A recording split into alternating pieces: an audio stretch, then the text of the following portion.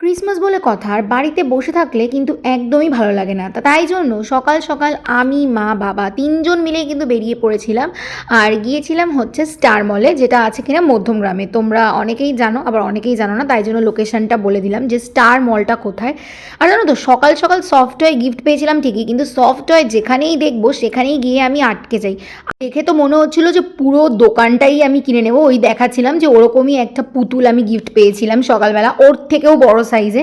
তো ভাবছিলাম ছোটো কিছু একটা কিনবো, কিন্তু আর কেনা হয়নি। তো আমরা তো গিয়েছিলাম হচ্ছে মুভি দেখতে, প্রজাপতি 2, আগেই বলে দিলাম। আর প্রথম দিন ফার্স্ট ডে ফার্স্ট শো একদম দেখবো বলে চলে গিয়েছিলাম। দেবের বার্থডে বলে কথা, ফার্স্ট ডে ফার্স্ট শো না দেখলে চলে?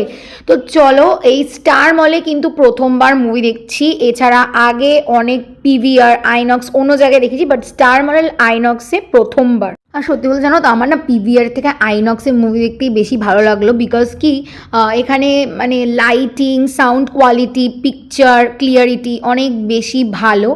তো এই যে আমি একটুখানি তোমাদেরকে শো অফ করছিলাম আমার ড্রেসটা। ও হ্যাঁ, তোমরা কিন্তু কমেন্ট করে বলো যে আমার ড্রেসটা কেমন। অনেকে আমার থেকে লিঙ্ক চেয়েছো, আমি লিঙ্ক দিতে পারবো না বিকজ এটা অফলাইনে কেনা।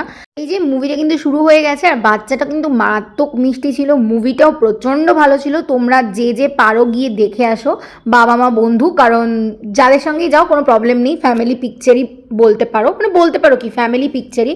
তারপর কিন্তু বেরিয়ে প্রচণ্ড খিদে পেয়ে গেছিলো, তাই ফিশ অ্যান্ড চিপস অর্ডার দিয়েছিলাম, ফুডবে থেকে দিয়েছিলাম, আর হট অ্যান্ড গার্লিক চিকেন আর চিকেন ফ্রাইড রাইস দিয়েছিলাম হচ্ছে চায়না সাউথ থেকে। দুটোই মোটামুটি ভালোই ছিল। তোমরা তাড়াতাড়ি চ্যানেলটা সাবস্ক্রাইব করো, নেক্সট পার্টও তো দেখবে নাকি।